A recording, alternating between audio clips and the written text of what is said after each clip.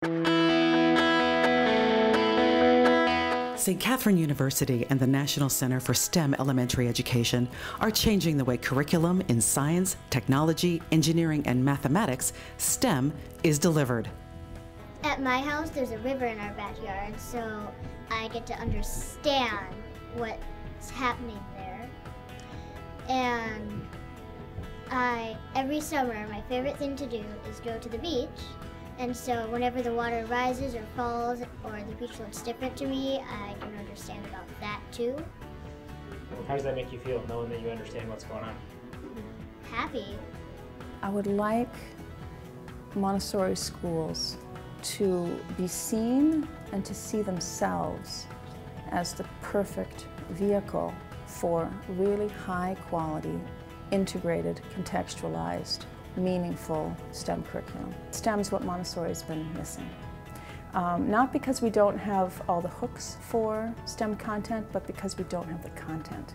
And I think the genius behind the design of the STEM model is that we have a co-teaching model, which means that we can stay up to date in our science, and our technology, and our engineering, and mathematics, while at the same time teaching within the pedagogy of Montessori. And what is important for us to do is to develop the kind of story and the context around STEM education so that when it comes into the classroom it feels like a natural part of Montessori. When does a braided stream happen?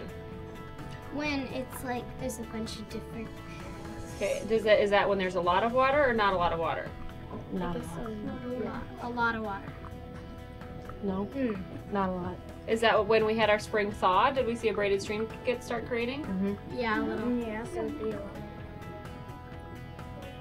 When the spring thaw came and that water was high, you used a different word to describe that river. It looked more mature. Now we're in the summer dry period, and what's starting to happen? Well, it's starting to take a bunch of paths. It's starting to take a bunch of paths. So does a high volume of water create braided stream, or does a low volume? A low volume. Low.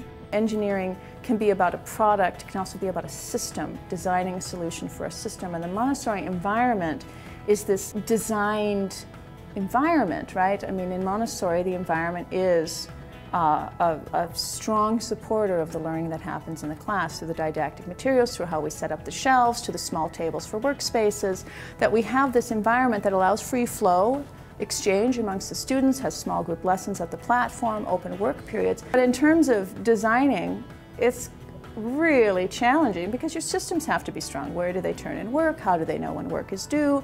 How do we manage our interrelationship with other students and with the teachers? And so, within the Montessori environment, there's a lot of freedom. And because there's a lot of freedom, you have to engineer around that. So the things that need to happen, the learning that needs to occur, actually does. And so teachers discovered that the work that they're doing in terms of classroom design and curriculum design is engineering. And it totally changed their attitude, I think, about the craft of teaching. For more information, visit the National Center for STEM Elementary Education website.